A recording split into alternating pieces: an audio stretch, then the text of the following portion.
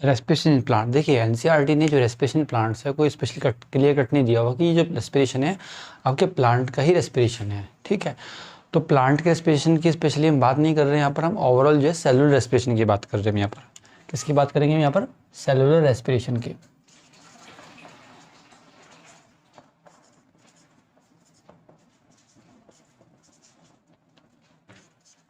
ठीक है बच्चों, तो सेलुलर रेस्पिरेशन की बात करते हैं हम यहाँ पर। और यहाँ बात करेंगे ब्रीथिंग की। एक वर्ड दिया है एनसीईआरटी में, breathing. Do plant breathe?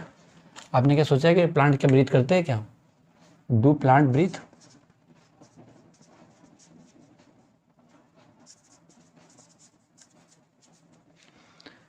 Plant क्या ब्रीथ करते हैं?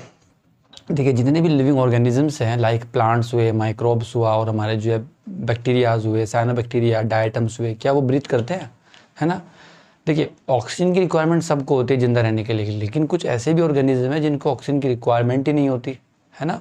बताऊंगा मैं आपको कौन से ऐसे ऑर्गेनिज्म है। वायरस है, ऑक्सीजन की रिक्वायरमेंट नहीं होती। कुछ बैक्टीरियाज है, उनको ऑक्सीजन की रिक्वायरमेंट नहीं होती, ठीक है। तो एक कॉमन चीज़ है, आपने 10th क्लास में पढ़ा होगा अपना सेल, ये तो आपने पढ़ाई होगा आई होप। सेल, सेल से हमारे क्या बनते हैं? टिश्यूज बनते हैं। टिश्यू से क्या बनता है? ऑर्गन सिस्टम बनता है। सेल से बनेंगे टिश्यूज और इससे बनेंगे फिर ऑर्गन सिस्टम, ठीक है। और ऑर्गन को लाइव करने के लिए, सर्वाइव करने के लिए ऑक्सीजन की रिक्वायरमेंट होती है। आप ऐसे याद कर लो, ओ है यहाँ पर तो ऑक्सीजन, ठीक है। ऑर्गन्स को ऑक्सीजन की रिक्वायरमेंट होती है ऑलमोस्ट। तो हम बस सेलुलर रेस्पिरेशन की बात करते हैं यहाँ पर। अब सेलुलर रेस्पिरेशन प्लांट में भी होगा, एनिमल में भी होगा, लेकिन प्लांट्स एनिमल के केस में अपोजिट क्या है? एनिमल में क्या होता है? ऑर्गन सिस्टम होता है, प्रॉपर सिस्टम होता है, एक ऑर्गन सिस्टम होता है, लंग्स होते हैं, प्रॉपर चैनल्स के थ्रू ऑक्सीजन इनटेक करते हैं। उसके बाद में जैसे इनटेक होती है फिर वो ऑक्सीजन एब्जॉर्ब होती है डिफरेंट एल्वियोलाई की हेल्प से, और वो डिफ्यूज़ होकर के हमारे वो ब्लड में, ब्लड उसको ट्रांसपोर्ट कर देता है, ऑक्सीजन को टिश्यूज़ तक लेके जाता है, सेलुलर लेवल, सेल पर जाता है लेकर के, सेल में इनसाइड एंटर कर जाएगा ये। लेकिन प्लांट में ऐसा नहीं होगा। प्लांट में क्या होगा? वहाँ पर स्टोमेटा होंगे, और वो जो ऑक्सीजन है स्टोमेटा के थ्रू डिफ्यूज़ कर दी जाएगी, और कोई उसमें ऐसा हार्ट पास कोई ऑर्गन सिस्टम नहीं होता, है ना। तो डेली एक्टिविटीज़ के लिए एनर्जी की रिक्वायरमेंट जो होती है, जैसे कि एनिमल में डिफरेंट एब्जॉर्प्शन की रिक्वायरमेंट है, मूवमेंट की रिक्वायरमेंट है, और जो है ट्रांसपोर्टेशन या अपना जो ट्रांसपोर्टेशन की रिप्रोडक्शन की रिक्वायरमेंट है, उसके लिए काफ़ी एनर्जी की रिक्वायरमेंट होती है। जबकि प्लांट्स के साथ में क्या होता है? प्लांट को उतनी एनर्जी की रिक्वायरमेंट नहीं होती। प्लांट तो स्टेबल एक जगह पर खड़ा है ना। प्लांट को उतनी एनर्जी की रिक्वायरमेंट नहीं होती, तो वो अपनी वो एनर्जी जो है, अपनी जो कम एनर्जी, कम ऑक्सीजन की रिक्वायरमेंट की अपनी फुलफिल कर लेता है इजीली, डिफ्यूजन के थ्रू फुलफिल कर लेता है। अगर मैं बात करूँ प्लांट्स के लिए,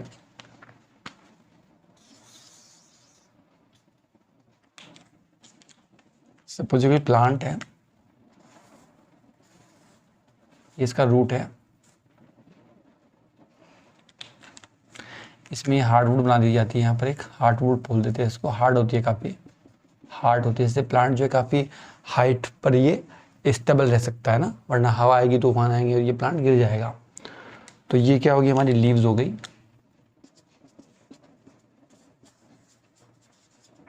ये हमारी रूट स्टेम हो गया, और ये हमारी क्या होगी? रूट हो गई। देखिए लीव में क्या होता है? मेरिस्टेमेटिक कुछ सेल्स होते हैं, है ना।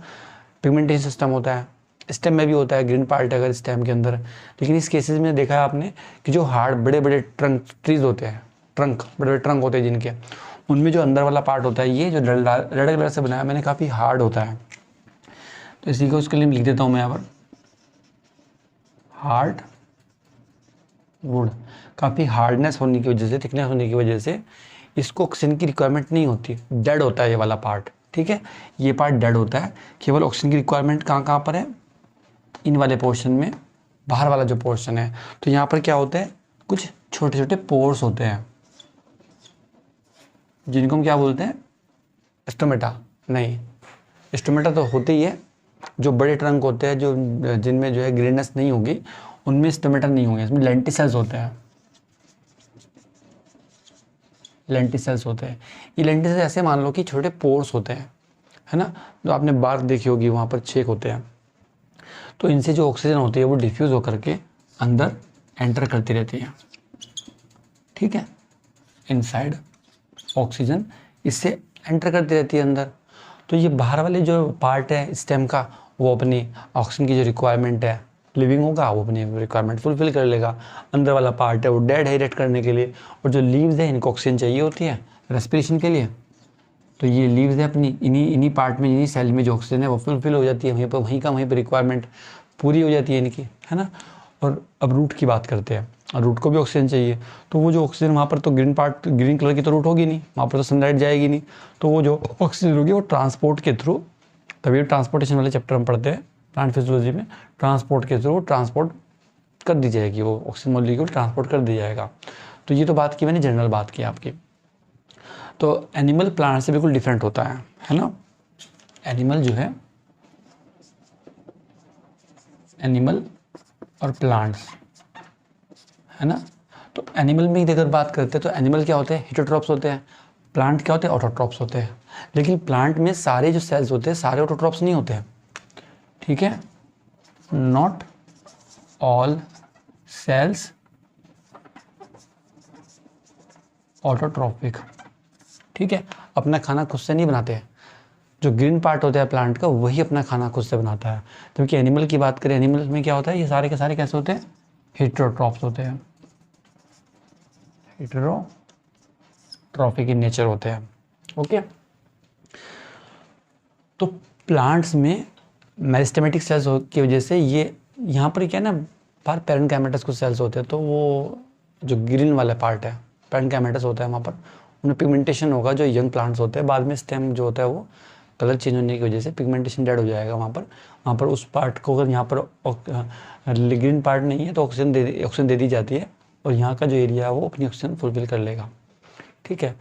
तो ये अगर हम देखें ये एनर्जी आती कहाँ से है, सबसे मेन बात है एनर्जी, है ना। ये क्या है, एनर्जी। एनर्जी आती कहाँ है प्लांट के एनिमल के पास में, सोचा आपने कभी।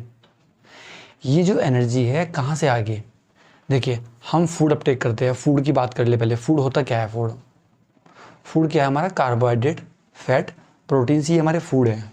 फूड सोर्सेज में क्या होगा हमारे, फूड में क्या होगा, कार्बोहाइड्रेट, फैट, प्रोटीन्स, ये हमारे, और कुछ ऑर्गेनिक एसिड्स। कार्बोहाइड्रेट जो स्वीट एंड टेस्ट होता है, जैसे कि हमारी ग्लूकोज है, फ्रक्टोज है, ये सुक्रोज है, ये क्या हमारे कार्बोहाइड्रेट है, शुगर मॉलिक्यूल्स, है ना। स्ट्रक्चर की बात तो बताऊंगा मैं आपको, स्ट्रक्चर में क्या होता है। इसमें एल्डोज शुगर होती है, कीटोज शुगर होती है, ग्लूकोज, फ्रक्टोज, सुक्रोज जो चीनी खाते हो आप, वो सुक्रोज क्या हमारा है, कार्बोहाइड्रेट है। इसका जो फॉर्मूला क्या होता है, C12H22O11, ये इसका फॉर्मूला चीनी का होता है, शुगर का। स्पेशली सुक्रोज की बात करें, है ना। ये मैं आपको कार्बोहाइड्रेट बायोमोलिकुलर वाले चैप्टर में इजीली अच्छे से एक्सप्लेन कर दूंगा। देखिए इस चैप्टर में आपको जनरल चीज़ें पता होनी चाहिए, जैसे कि हमारे ऑक्सीडेशन है, ये क्या होता है, ऑक्सीडेशन रिडक्शन क्या होता है, ठीक है, ये आपको मालूम होना चाहिए, बेसिक आइडिया। दूसरा आपको इसमें चीज़ों का मालूम होना चाहिए, जैसे कि एनर्जी कैसे यूटिलाइज होती है, एनर्जी किस फॉर्म में यूटिलाइज होती है, सेल में कहाँ पर। जैसे सेल की अगर बात करें, सेल में दो पार्ट होते हैं, एक तो होता है साइटोप्लाज्म वाला पार्ट, दूसरा है हमारा माइटोकॉन्ड्रिया वाला पार्ट। साइटोप्लाज्म वाले पार्ट में कुछ आपको स्टडी करना है चैप्टर में, ग्लाइकोलिसिस स्टडी करना है। ग्लाइकोलिसिस में कितनी एनर्जी का फॉर्मेशन होता है वो आपको स्टडी करना है। और आपको इसमें स्टडी करना है ऑक्सीडेशन का जो रोल स्टडी करना है ग्लाइकोलिसिस में। ऑक्सीडेशन होता है कि नहीं होता है, कुछ बच्चे कहते हैं ऑक्सीडेशन, अब अपटेक ऑक्सीजन तो ऑक्सीडेशन होता है, ऐसा नहीं है। ऑक्सीडेशन का मतलब इलेक्ट्रॉन का रिमूवल भी होता है। एक आपको देखो जनरल इसमें क्या क्या स्टडी करना है आपको मैं बता दूंगा, आपको चीज़ों का आइडिया होना चाहिए आपको, ऑक्सीडेशन का आइडिया होना चाहिए आपको। ऑक्सीडेशन क्या होता है, इनटेक ऑक्सीजन, इसका ये मतलब भी होता है। और क्या मतलब होगा इसका, removal of electron, removal of electron और रिमूवल ऑफ हाइड्रोजन।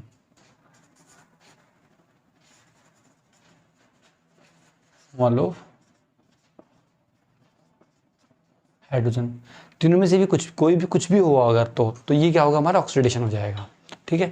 तो ग्लाइकोलिसिस में क्या होता है, जो फूड है हमारा कार्बोहाइड्रेट, मतलब ग्लूकोज अगर बात करते हैं हम यहाँ पर, ग्लूकोज का हमारा क्या होता है, देखिए मैं आपको एक्सप्लेन कर दूँ पहले।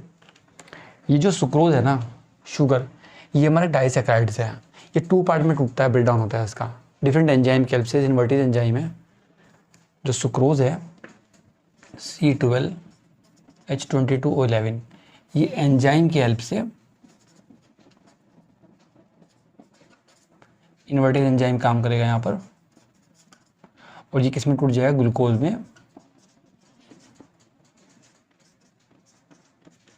और फ्रक्टोज में। देखो ग्लूकोज में क्या होगा, ये ग्लूकोज है हमारा और ये हमारा फ्रक्टोज है। ग्लूकोज फ्रक्टोज का स्ट्रक्चर फॉर्मूला सिमिलर होता है, लेकिन इसका जो मोलिकुलर फॉर्मूला है वो सिमिलर है, और जो स्ट्रक्चर फॉर्मूला है वो डिफरेंट होता है। एक आइसोमेरिज्म होती है इसके अंदर, स्ट्रक्चरल आइसोमेरिज्म, आपने स्टडी किया होगा 11वीं क्लास में, तो 10th में भी ये है। तो एक है हमारा एल्डोज शुगर, एक है हमारा कीटोज शुगर, ठीक है। तो जो एल्डोज और कीटोज है, मतलब एल्डिहाइड और कीटोनिक ग्रुप से, ये हमारे कन्वर्ट हो जाते हैं हमारे एसिड्स के अंदर। एल्डोज टूटता है, कीटोज भी टूटता है, दोनों का ब्रेक डाउन होता है, CO2 रिमूव होती है रेस्पिरेशन में। तो ऑब्वियसली CO2 रिमूव होगी, CO2 रिमूव होगी, और ये CO2 बाद में रिमूव होकर के CO2 रिमूव हो जाती है, वाटर रिमूव हो जाता है। देखिए रेस्पिरेशन और फोटोसिंथेसिस दोनों अपोजिट है। रेस्पिरेशन में क्या हो रहा है, जो इलेक्ट्रॉन निकल रहे हैं उसको ऑक्सीजन बाद में अपटेक करेगा ETS के अंदर, और बाद में इसमें वाटर रिमूवल हो जाएगा, वाटर निकल जाएगा। लेकिन फोटोसिंथेसिस में उल्टा होता है, फोटोसिंथेसिस में वाटर लिया जाता है और CO2 ली जाती है ना, वाटर CO2 ली जाती है, जबकि रेस्पिरेशन में वाटर CO2 रिमूव हो रही है। तो CO2 के निकलने को हम बात करेंगे यहाँ पर ऑक्सीडेटिव डीकार्बोक्सिलेशन बोलते हैं। क्या बोलते हैं, ऑक्सीडेटिव डीकार्बोक्सिलेशन, मतलब रिमूवल ऑफ कार्बनिक ऑक्सीजनिक कंपाउंड CO2, ठीक है। तो इसमें देखो कुछ पॉइंट्स हैं, आपको क्या स्टडी करने हैं। पहला आपको इसमें स्टडी करना होगा ग्लाइकोलिसिस में कितने ATP का फॉर्मेशन होता है, जो कि साइटोप्लाज्म में रन होगी। दूसरा आप स्टडी करोगे इसमें ग्लाइकोलिसिस और जो क्रेब साइकिल जो माइटोकॉन्ड्रिया में हो रही होगी। मैं एक स्ट्रक्चर बना देता हूँ, आपको मैं एक्सप्लेन कर देता हूँ स्ट्रक्चर बना के।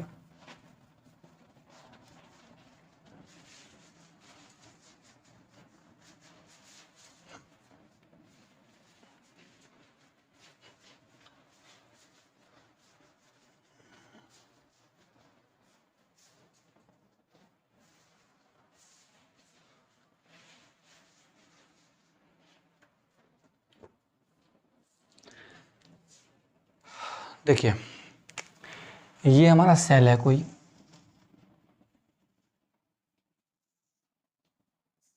ये सेल बनाया मैंने, ये बना दिया मैंने आपका माइटोकॉन्ड्रिया।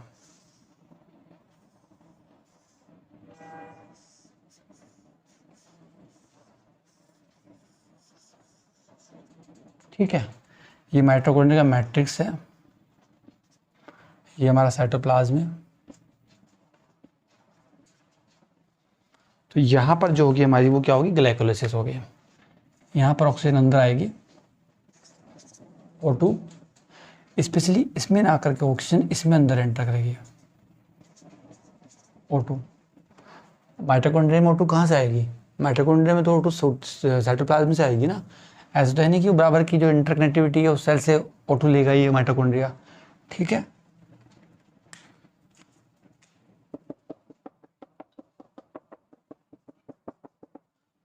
तो ये हमारा मेम्ब्रेन वाला पार्ट माइटोकॉन्ड्रियल मेम्ब्रेन है। मेम्ब्रेन डबल मेम्ब्रेन लेयर होती है, आउटर मेम्ब्रेन और इनर मेम्ब्रेन, और बीच में जो है ये इंटर मेम्ब्रेन स्पेस होता है।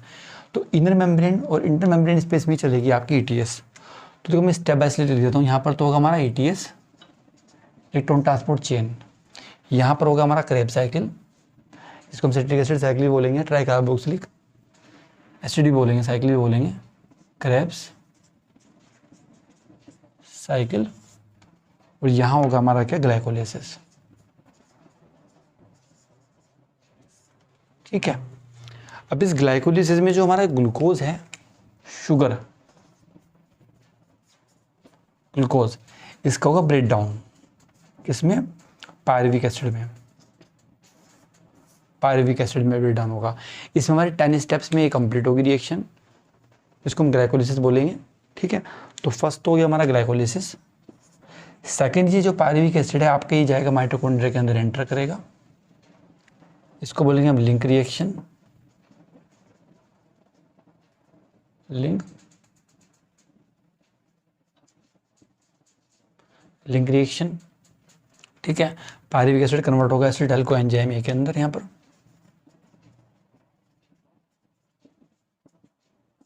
और ये एसिटाइल कोएंजाइम ए अंदर एंटर करेगा यहाँ पर। ये जो एसिटाइल कोएंजाइम ए है ये इसके अंदर एंटर करेगा, मतलब मैंने इसको अंदर ही दिखा देता हूँ कहीं आप कंफ्यूज हो जाए।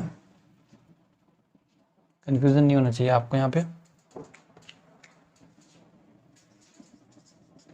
एसिटाइल कोएंजाइम ए, अब ये acetyl coenzyme A link reaction जो होगी एसिटाइल कोएंजाइम ए की, ये एंटर करेगा हमारे किसमें, क्रेब साइकिल के अंदर, है ना।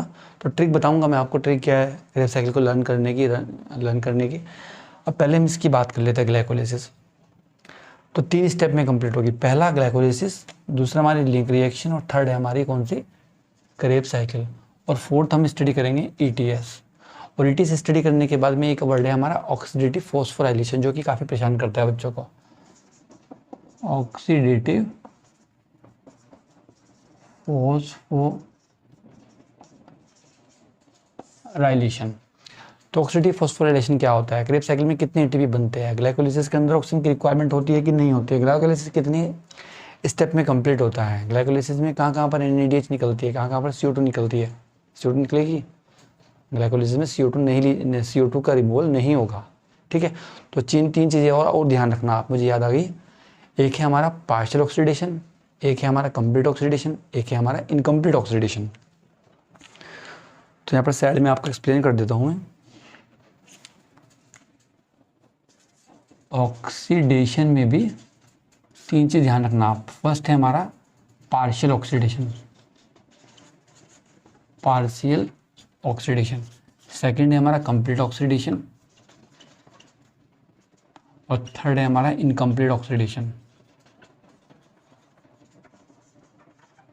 देखो ये क्या होता है, ग्लाइकोलिसिस में क्या होता है, ना तो होगा कंप्लीट ऑक्सीडेशन, कंप्लीट का मतलब है सारे के सारे जो कार्बन है, देखो जो ग्लूकोज है ना, वो क्या है, ग्लूकोज हमारा एक 6 कार्बन का कंटेनिंग कंपाउंड है, 6 कार्बन कंटेनिंग कंपाउंड है।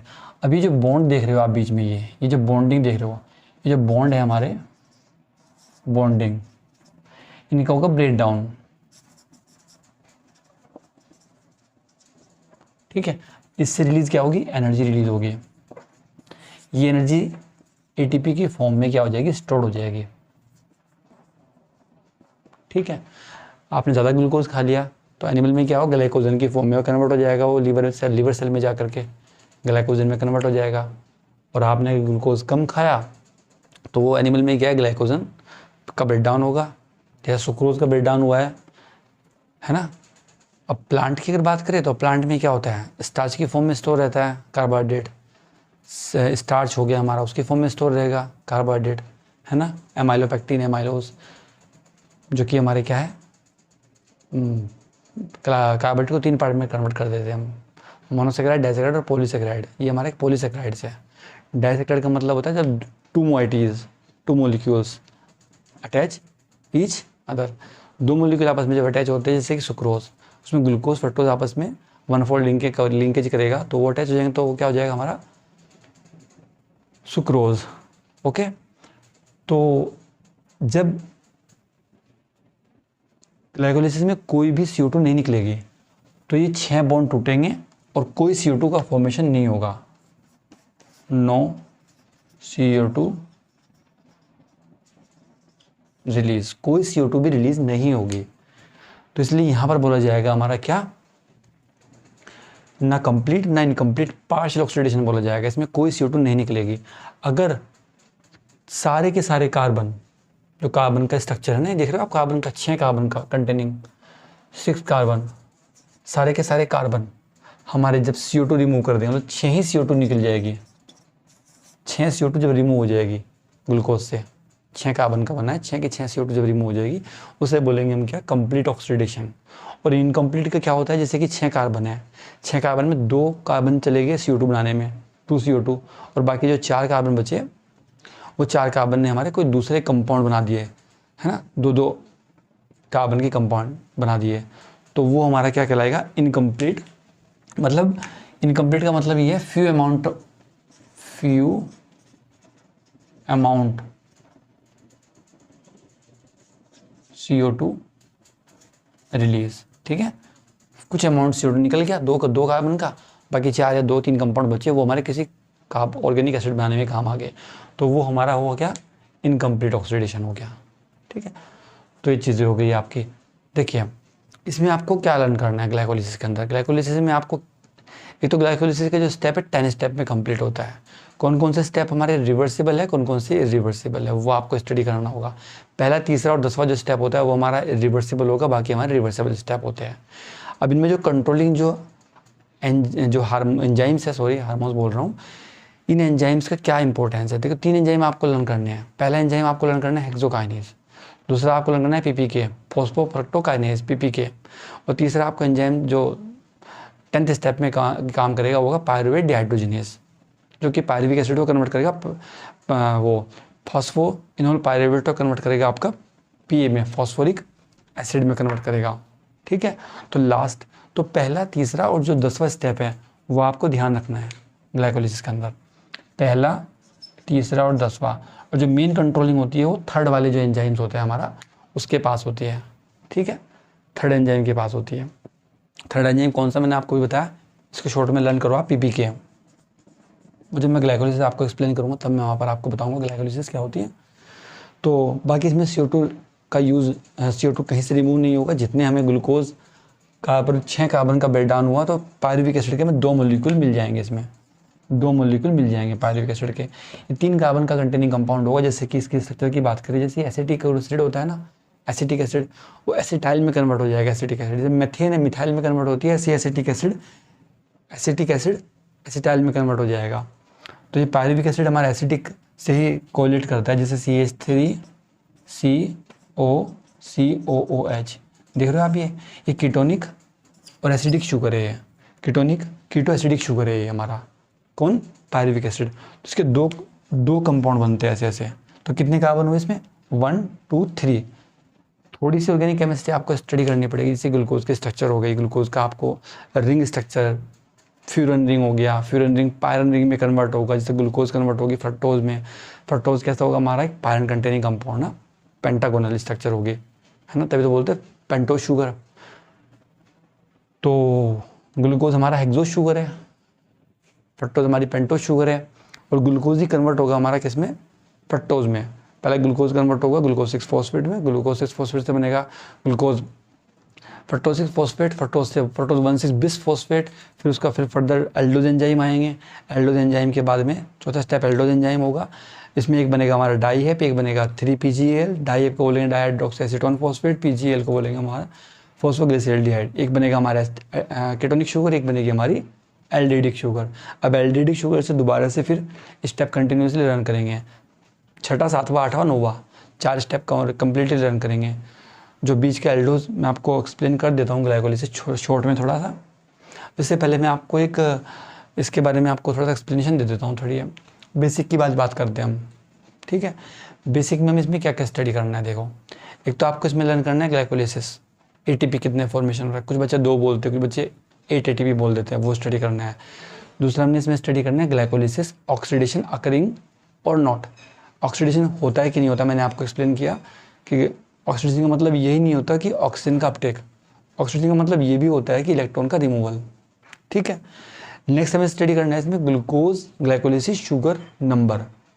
ग्लाइकोलिसिस में शुगर का नंबर को हमें डिफाइन करना है, और हमें इसमें ऑक्सीडेटिव फॉस्फोराइलेशन स्टडी करना है, ठीक है। ग्लाइकोलिसिस की बात कर रहे हैं हम यहाँ पर।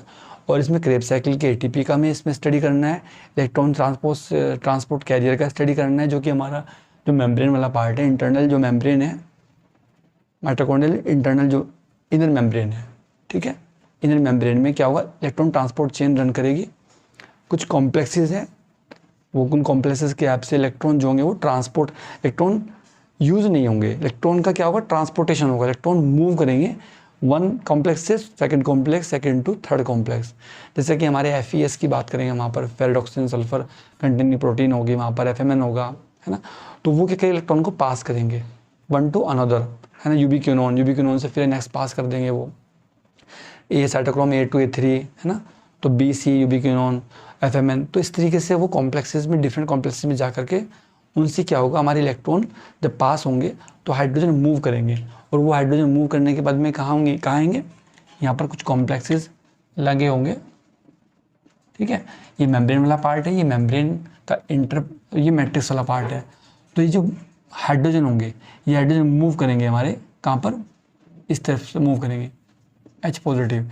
तो इलेक्ट्रॉन है वो हमारा एक तरीके से H पॉजिटिव है, प्रोटॉन आप समझ सकते हो, प्रोटॉन वाला पार्ट को हम इलेक्ट्रॉन समझ सकते हैं यहाँ पर। तो जब पोटेंशियल ग्रेडियंट इंक्रीज होगा, हाई होगा, तो ये जो हाइड्रोजन है, जो हमारा F1 F0 पार्टिकल ऑक्सीसोम्स है, उसको ये मूव, उसके हेड को ये मूव कराएंगे, तो उसके अंदर मूवमेंट होगी।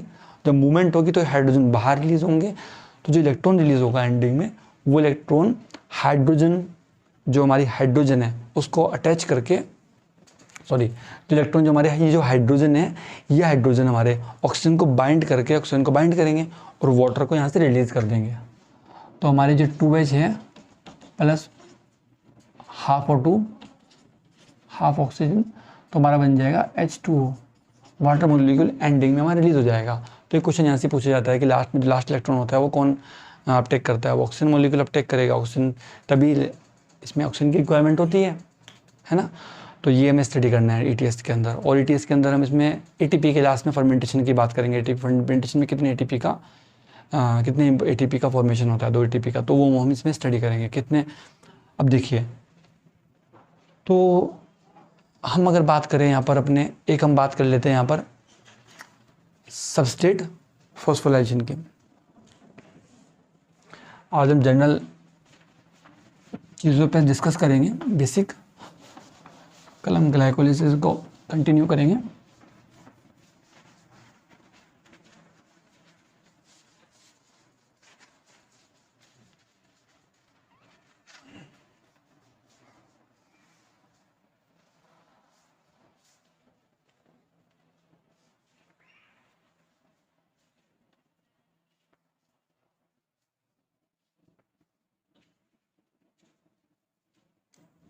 देखिए, सबसे पहले तो मैं बात करता हूँ, आपने कभी ये सोचा है कि जो एनर्जी है हमें कहाँ से मिलती है? आपने बताया अभी कि हमें एनर्जी मिलती है फूड से। फूड अपटेक करते हैं, अपटेक करने के बाद इसका क्या होता है, ऑक्सीडेशन होता है फूड का। हमारे ये जो फूड है हमारा, जो ये ग्लूकोज, ये ऑक्सीडाइज्ड होगा with the help of enzymes, ठीक है। एंजाइम्स की हेल्प से ये ऑक्सीडाइज होगा, और ऑक्सीडाइज होने के बाद में ये डिफरेंट मॉलिक्यूल में कन्वर्ट हो जाएगा। जैसे कि हम बोल सकते हैं इसको ऑर्गेनिक एसिड्स में, ऑर्गेनिक एसिड एंड अदर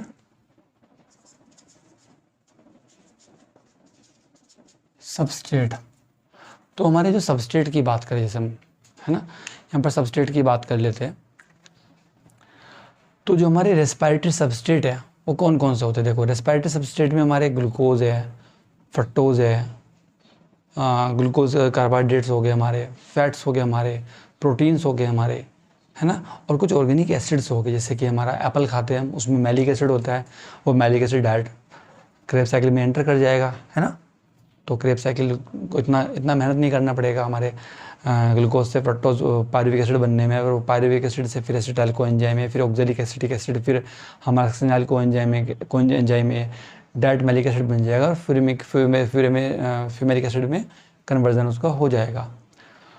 तो इसलिए ऑक्सीडेंट भी होता है ना, जो हमारे डिफरेंट फ्री रेडिकल्स होते हैं बॉडी में जो रिलीज होते हैं, उनको वो न्यूट्रलाइज करने का काम करते हैं, ठीक है, ऑक्सीडेंट।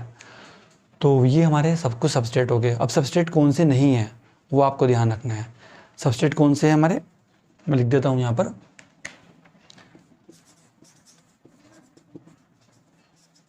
रेस्पिरेटरी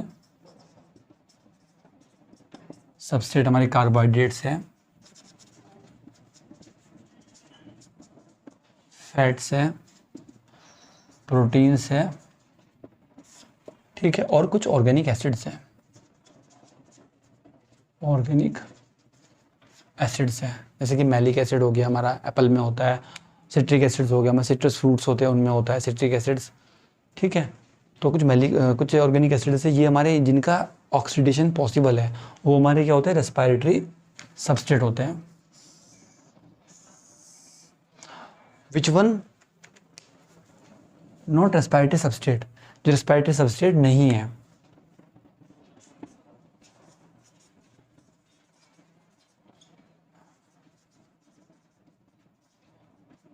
रेस्पिरेटरी सबस्ट्रेट नहीं है। कौन कौन से नहीं है रेस्पिरेटरी सबस्ट्रेट?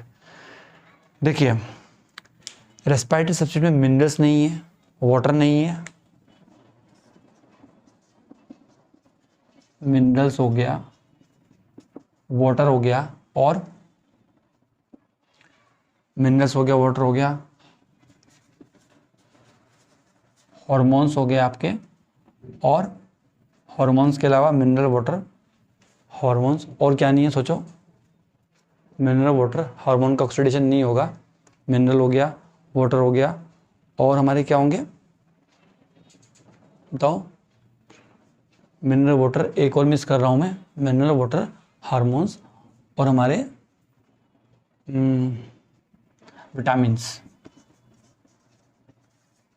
ये हमारे रेस्पिरेटरी सबस्ट्रेट नहीं होंगे, इनका ऑक्सीडेशन नहीं होगा, इनसे एनर्जी नहीं मिलेगी आपको, ठीक है। और इनसे आपके इनके ब्रेकडाउन से एनर्जी मिलेगी, क्योंकि एनर्जी लेनी है तो कार्बोहाइड्रेट है आपके पास में, और ह्यूज अमाउंट में एनर्जी लेनी है तो फैट है आपके पास में। लेकिन फैट का जो ऑक्सीडेशन होता है बहुत टिपिकल होता है, कॉम्प्लिकेटेड होता है, बीटा ऑक्सीडेशन होता है, लेंदी प्रोसेस होता है, तो एनर्जी क्विकली चाहिए। बाकी प्रोटीन्स है, प्रोटीन के ऑक्सीडेशन से क्या होगा, कीटोनिक कंपाउंड बनेंगे, कुछ हार्मफुल सब्सटेंसेस क्रिएट होंगे ब्लड के अंदर, कीटोनिक कंपाउंड जो कि हार्मफुल होते हैं काफ़ी, ठीक है। बाद में प्रोटीन टूटती है, लेकिन प्रोटीन का इजीली ब्रेक डाउन, अगर प्रोटीन जनरली टूटती नहीं है, क्योंकि प्रोटीन की रिक्वायरमेंट बॉडी में एवरी टाइम बनी रहती है, तो प्रोटीन अगर टूटने लगी तो सेल में डिवीजन कैसे होगा, है ना। तो प्रोटीन भी, लेकिन एमरजेंसी केस में प्रोटीन भी टूट सकती है बॉडी के अंदर, ऐसा नहीं कि प्रोटीन बिल्कुल नहीं टूटेगी, प्रोटीन का ब्रेक डाउन भी पॉसिबल है, और ऑर्गेनिक एसिड्स तो है ही, है ना। तो ये हमारे रेस्पिरेटरी सबस्ट्रेट की बात कर लेते हैं यहाँ पर। देखिए बच्चों, होता क्या है, जितने भी मैंने आपको भी कुछ क्वेश्चन मैं बता रहा हूँ आपको, जैसे कि all food provide same amount of energy, आपके एनसीईआरटी के अंदर लिखा है how utilise does all food provide energy, या हमारा जो food uptake but how produce that energy, है ना। हम फूड अपटेक कर रहे हैं, लेकिन एनर्जी कैसे मिल रही है इससे, ये एनर्जी कहाँ से आ रही है, आपने सोचा है कभी? नहीं सोचा ना आपने, एनर्जी कहाँ से आ रही है। और दूसरी बात ये है, जैसे जो मैक्रोमोलिक्यूल्स है हमारे, इनका ऑक्सीडेशन होता है, तो कैसे ऑक्सीडेशन होता है, कैसे फूड का ऑक्सीडेशन होगा, ये सोचा है आपने कभी? एनर्जी आएगी कहाँ से? देखिए, जो ग्रीन प्लांट्स है, आपके एनसीईआरटी में साइनोबैक्टीरिया और बैक्टीरिया को प्लांट में इंक्लूड किया गया है, ठीक है। तो साइनोबैक्टीरिया हो गया, डिफरेंट टाइप्स के जो हमारे कुछ डाइटम्स है हमारे, तो इनमें क्या होता है, एनर्जी खुद से प्रिपेयर कर सकते हैं ये, है ना, अपने आप से एनर्जी को बना सकते हैं फोटोसिंथेसिस की हेल्प से। लेकिन ग्रीन प्लांट्स में क्या होता है, एनर्जी को ले करके, एनर्जी को ट्रैप करके वो केमिकल एनर्जी में कन्वर्ट कर देते हैं। सोलर एनर्जी को किस में कन्वर्ट कर देते हैं प्लांट? जो प्लांट्स हैं हमारे, कन्वर्जन कर देते हैं किसका? सोलर एनर्जी टू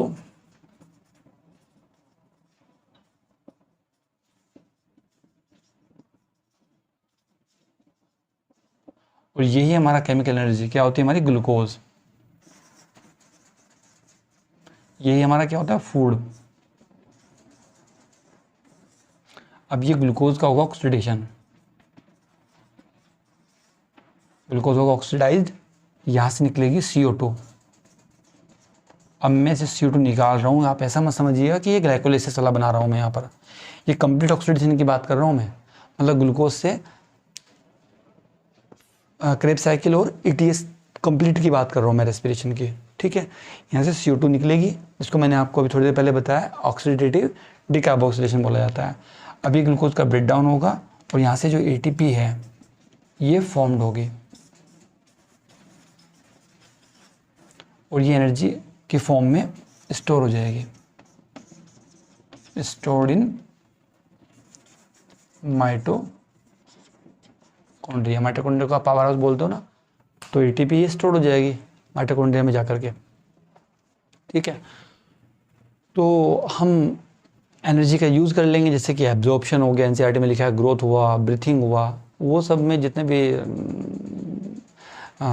रिप्रोडक्शन हुआ, ट्रांसपोर्टेशन में, सब में हम यूज़ कर सकते हैं इजीली इस एनर्जी का, ठीक है। अब जैसे कि फोटोसिंथेसिस में मैंने आपको बताया डायटम, साइनोबैक्टीरिया, डायनोफ्लैजिलेट्स, है ना। कुछ होते हैं हमारे ऑटोट्रोपिक्स, कुछ होते हैं हमारे हेटेरोट्रोपिक्स। ऑटोट्रोपिक्स आपको मालूम है, ऑटोट्रोपिक में वो ऑर्गेनिजम्स आएंगे जो अपने आप से सिंथेसाइज कर सकते हैं रेस्पिरेटरी सबस्ट्रेट को, और जो रेस्पिरेटरी सबस्ट्रेट को सिंथेसाइज नहीं कर सकते, दूसरों पर डिपेंड होते हैं, एनिमल्स स्पेशली, ठीक है, वो क्या करते हैं, हेटेरोट्रोपिक होते हैं, वो अपना फूड खुद से प्रिपेयर नहीं कर सकते, ठीक है। तो मैं ये जो है रेस्पिरेशन और फोटोसिंथेसिस आपके यहाँ पर जो स्पेशली दिया हुआ है, जस्ट अपोजिट होता है, दोनों दूसरे के अपोजिट होते हैं। देखो फोटोसिंथेसिस में क्या होता है, जो लास्ट में इलेक्ट्रॉन निकलेगा वो उसको ऑक्सीजन अपटेक कर लेगा और वहाँ पर क्या निकल जाएगी, पानी निकल जाएगा, वाटर। जबकि फोटोसिंथेसिस के अंदर क्या होता है, पानी का यूज़ होता है, पानी का और CO2 का यूज़ होकर के तब क्या बनता है, ग्लूकोज का फॉर्मेशन होता है। दोनों एक दूसरे के बिल्कुल अपोजिट है, ठीक है।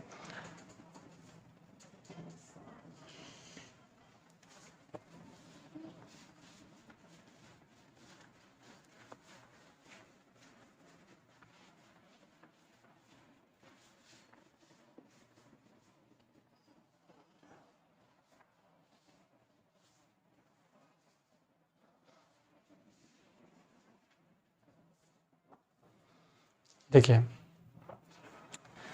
जनरल बातें बताता हूँ आपको। जैसे ग्रीन प्लांट्स होते हैं, ग्रीन प्लांट्स के जो पार्ट्स होते हैं, जैसे जो नॉन ग्रीन वाले पार्ट हैं, उनमें ऑक्सीडेशन के लिए फूड की नेसेसरी रिक्वायरमेंट होगी, है ना। तो जो फूड होगा वो ट्रांसलेट कर दिया। जैसे रूट्स है हमारी, रूट्स में पिगमेंट सिस्टम नहीं होता, है ना, पिगमेंट्स नहीं होता, तो जो वो एनर्जी है, वो जो हमारा ऑक्सीडाइज हुआ है फूड, वो हमारा जो फूड ऑक्सीडाइज होकर के वो फूड वहाँ पर ट्रांसपोर्ट कर दिया जाता है, और ऑक्सीजन भी ट्रांसपोर्ट कर दी जाती है उन सेल्स में, क्योंकि सेल्स को क्या चाहिए, ऑक्सीजन भी चाहिए, सेल्स को क्या चाहिए, रेस्पिरेटरी सबस्ट्रेट भी चाहिए, ठीक है। वो भी तो मल्टीप्लिकेशन करेंगे अपने सेल्स, रूट के सेल्स। तो जो ग्रीन प्लांट्स है, मेसोफिलिक सेल्स है, पेनकामेटा सेल्स है, तो उनमें क्या होगा, ऑक्सीडेशन होगा, वो वहाँ से ऑक्सीजन को अपटेक करके एब्जॉर्ब कर लेंगे, है ना। अब जैसे एनिमल मैंने आपको बता ही दिया, हेटेरोट्रोपिक होता है, डायरेक्टली वो अपटेक करते हैं, दूसरे सोर्सेज पे डिपेंड रहता है, डायरेक्टली और इनडायरेक्टली इन केस कार्निवोर्स होते हैं, है ना। अब जैसे कि बात करें हम सेप्रोफाइट्स की, सेप्रोफाइट्स में क्या है,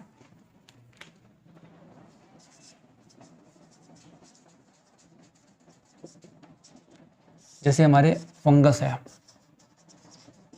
ये जो डेड ऑर्गेनिक मैटर होगा उसके ऊपर ग्रो करते हैं,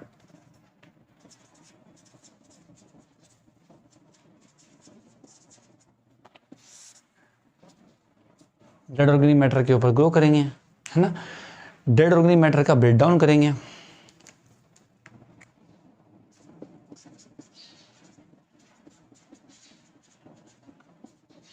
ठीक है, इसका ब्रेक डाउन करेंगे, और ब्रेक डाउन करने के बाद में इसको सिंपलेस्ट कंपाउंड में तोड़ देंगे। सिंपलेस्ट कंपाउंड जब टूट जाएगा तो उसको वो इंटेक कर लेंगे, उसको यूटिलाइज कर लेंगे, उसको भी वो फिर अपने आप से वो ऑक्सीडाइज कर लेंगे, है ना। उनको भी तो एनर्जी चाहिए ना सर्वाइव करने के लिए, मल्टीप्लाई करने के लिए, डिफरेंट एक्टिविटीज़ करने के लिए। देखो इस चैप्टर के अंदर हम सेलुलर रेस्पिरेशन की बात करेंगे, break down of food metal की बात करेंगे, एनर्जी रिलीज की बात करेंगे, एटीपी फॉर्मेशन की बात करेंगे, एटीपी सिंथेसिस की बात करेंगे, और एटीपी का यूटिलाइज होने के बाद में एटीपी के स्टोरेशन की बात करेंगे इसके अंदर हम। अब photosynthesis, chloroplast, both cases, photosynthesis chloroplast मैंने आपको बताया, एनर्जी फॉर्मेशन के केस में जो कॉम्प्लेक्स मॉलिक्यूल्स का उनका ब्रेक डाउन होगा, है ना। कार्बन कार्बन जो जैसे हमारा ये ग्लूकोज है, ये इसका जो ग्लाइकोलाइसिस के अंदर ग्लूकोज इसका डायरेक्टली ब्रेक डाउन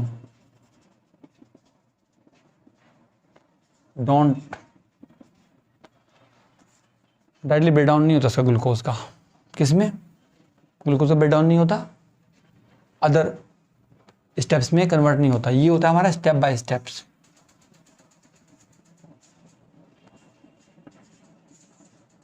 ठीक है, अब मैंने बताया आपको complete oxidation, incomplete oxidation, partial oxidation. Glucose 6 carbon containing compound है, 6 कार्बन कंटेनिंग कंपाउंड है। अब 3 कार्बन कंटेनिंग कंपाउंड अगर मिल जाता है पायरुविक एसिड, तो 2 मॉलिक्यूल मिल गए, 3 और 3 6, कोई CO2 नहीं बना, तो उसको बोल देंगे हम क्या, पार्शियल ऑक्सीडेशन, कोई CO2 नहीं रिलीज हुआ। ठीक है, तो ये अगर ग्लूकोज का step by step slow process, step by step break down हो रहा है, ठीक है, तो ये हमारा ग्लूकोज का ब्रेक डाउन की बात करेंगे हम इस चैप्टर के अंदर, ग्लाइकोलाइसिस की बात करेंगे।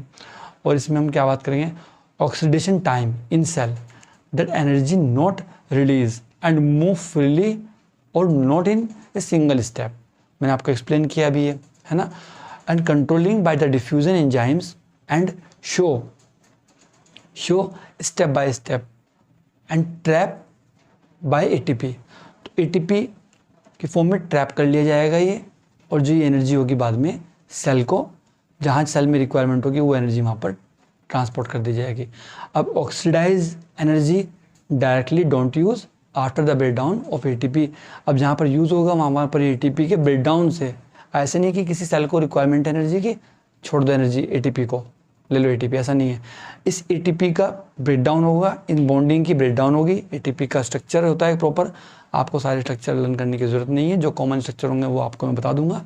इसमें थोड़ा सा आप लोग पढ़ के आइएगा, बायोमोलिक्यूल्स का, ऑर्गेनिक केमिस्ट्री का काफ़ी इसमें टच है। इसमें आपको ग्लूकोज के स्ट्रक्चर, फ्रक्टोज के स्ट्रक्चर, ग्लूकोज की फ्यूरन फॉर्म, ग्लूकोज की पायरन फॉर्म, ग्लूकोज का कहाँ से बॉन्ड कार्बन से 6 कार्बन से ब्रेक होने के बाद फॉस्फेट ग्रुप आकर अटैच हो रहा है ना। फॉस्फेट ग्रुप कहाँ पर अटैच है, हाइड्रोक्सिल ग्रुप का किस कार्बन के ऊपर अटैच है।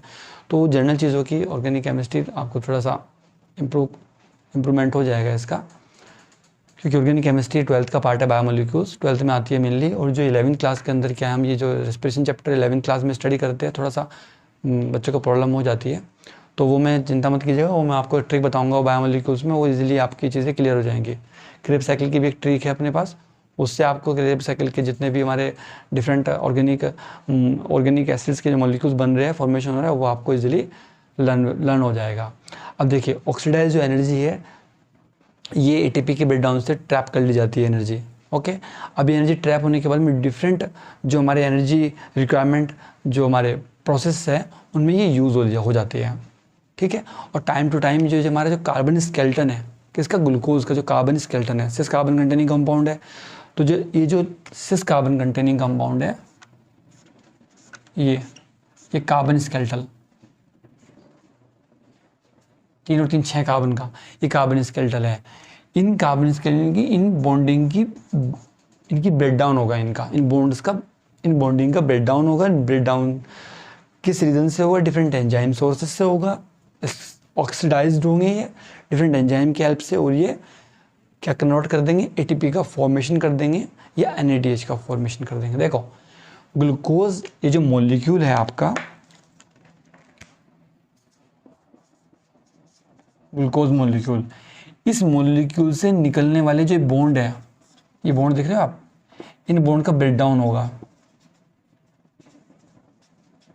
जब इन बॉन्ड का ब्रेकडाउन होगा, इससे जो निकलने वाले इलेक्ट्रॉन्स हैं, इलेक्ट्रॉन किसको दे दिए जाएंगे, NAD पॉजिटिव को दे दिए जाएंगे, और NAD ये पॉजिटिव कन्वर्ट हो जाएगा किसमें, NADH में कन्वर्ट हो जाएगा। देख रहे हो आप, अगर आपको ये चीज़ समझ में आ गई ना, NAD positive convert to NADH, तो NADH ये जाएगा हमारा कहाँ, ETS के पास, ऑक्सीडेटिव फोटोफॉस्फोराइलेशन, NADH के पास जाएगा, ETS में जाएगा, और वहाँ पर ये किसको फॉर्म कर देगा, यहाँ पर ATP को फॉर्म करेगा।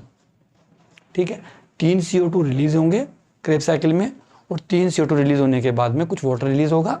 कितने CO2 रिलीज होते हैं, कितने वाटर का अपटेक होता है, वो रिलीज होते हैं कितने अमाउंट में वाटर, और कितने NADH का फॉर्मेशन होता है, ग्लूकोज में कितने NADH बन रहे हैं, ATP कितने बन रहे हैं, क्रेब्स साइकिल में कितने NADH बन रहे हैं, लिंक्रेज में कितने NADH बन रहे हैं, तो वो आपको वहाँ से NAD में क्वेश्चन पूछा जाता है। और बाकी ये चीज़ अगर आपको समझ में आ गई तो समझिए आपका रेस्पिरेशन का पूरा चैप्टर आप ही क्लियर हो गया। और ये ऑलमोस्ट आप समझिए कि मैंने इसका 60% पार्ट आपको पूरा का पूरा रेस्पिरेशन करवा दिया, आगे कुछ नहीं बचा, केवल साइकिल बचे है और ये सब आपका बेसिक पार्ट था, ठीक है। तो tomorrow next same time class. Thank you very much, take care, bye, nice day.